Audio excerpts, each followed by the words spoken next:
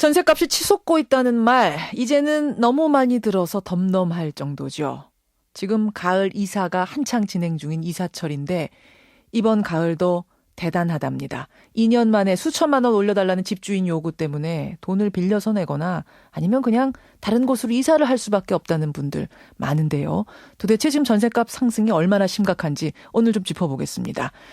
먼저 세입자 한 분의 사례를 들어볼까요? 익명으로 연결합니다. 나와 계십니까? 네, 안녕하세요. 안녕하세요. 네. 어느 지역에 거주하고 계세요? 지금은 남양주에 살고 있고요. 경기도 남양주에. 네네. 요즘 전셋값이 폭등을 넘어서 참사 수준이다 이런 얘기 나오는데 네. 이 참사를 경험하셨다고요? 네. 보통 참사를 겪으면은 화가 나야 되는데 예. 너무 손에도 안 잡힐 금액이라서 그냥 아이고 그러시군요. 그리고 다 나왔죠. 너무 허탈해서 네. 지금 허탈한 웃음 웃으시는 거예요. 그렇습니다. 어느 지역에 사셨는데요? 본래는 경기도 구리시에 아파트가 많은 동네에 살았었어요. 구리에 사셨어요. 네네. 몇 평짜리 얼마에 사셨습니까? 실례지만. 저희가 30평대 초반 그리고 2억이었어요. 30평대 초반 2억 원 전세에 사셨는데 그런데요. 갑자기 전화가 왔습니까? 이사 나올 시기가 됐는데 연락이 없으시더라고요. 어허. 그래서 연락을 드렸는데 매물로 내놓으셨다고 하더라고요. 먼저 연락을 하셨어요? 집주인한테? 네, 제가 먼저 연락을 했어요. 그랬더니 매물로 나왔대요 벌써. 매물로 내놓으실 거라고. 내놓을 거라고. 네, 그래서 혹시 계속 살 수 있는 방법은 없냐고 제가 되물었죠. 예. 그때 받은 답이 8천만 원이었어요. 아니 전세금이 2억이었는데 네. 2억 8천만 원을 올려달라고요? 네. 하루아침에? 네, 제가 24개월 살았으니까 한 달에 한 330만 원 조금 넘게 전세금을 위해서만 모으면 딱 올려줄 수 있겠더라고요.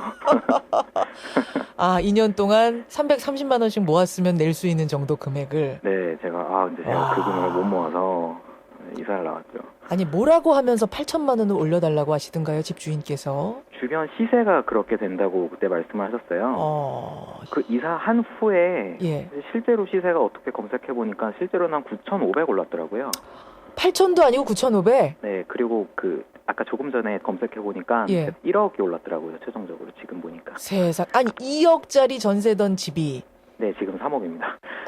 2년 2년 전이었으면 이 전세금으로 그 집을 살 수 있었던 그런 상황들이 계속 보이니까요. 예. 네. 2년 전에는 그 집을 살 수 있었을 정도의 돈이 지금은 그 집의 전세금이 됐다. 네. 이게 지금 굉장히 정확한 이 수도권의 그 전세 현실을 말씀해 주시는 그런 발언 같습니다. 네네. 그때 그 말 들었을 때 처음 심정이 어떠셨어요? 네, 아예 그냥 시도도 못 해볼 상황이니까. 화도 안 나요? 네, 화도 안 나고요. 한마디로 기막히네요. 네, 그래서 본의 아니게 지금 전원 생활을 하고 있고요. 전원으로. 지금 이제 경기도 지리를 잘 모르시는 분들은 잘 이해가 안 가실 텐데, 구리에서 남양주면 더 들어가는 거죠? 네, 그렇죠. 예, 더 멀어지죠. 더 멀어지는 것. 네. 힘내시고요. 네, 그렇게 힘들지는 않습니다. 오늘 귀한 증언해 주셔서 고맙습니다. 네, 감사합니다. 예, 지금은 경기도 남양주에 사시는 분이세요. 세입자 한 분을 직접 만나봤습니다. 이런 경우가 많다는 거죠. 전문가 의견 들어보겠습니다. 국민은행 부동산 수석 전문위원입니다. 박원갑 위원 연결이 되어 있습니다. 박 위원님 안녕하세요. 네, 안녕하십니까. 지금 전셋값 가장 많이 오른 곳은 도대체 어느 정도나 오른 건가요? 지금 통계적으로 보면은 전국에서 분당이 가장 많이 올랐습니다. 경기도 분당. 예, 2년 전에 비해서 한 25% 정도 올랐습니다. 평균이 25%란 말씀이신 거죠?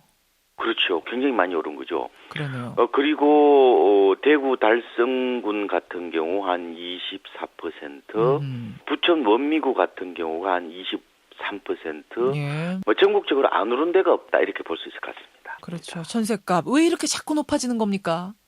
어떻게 보면은 정부 입장에서는 이제 어느 정도 전세 수요가 매매 수요로 분산이 되면은 전세 가격은 진정이 될 거로 예상을 했었거든요. 그러니까 금리가 낮아지니까 이럴 때 집 사라. 집 사는 사람 많아지면은 결국 전세도 좀 여유가 생기지 않겠는가 이렇게 예측을 한 거죠.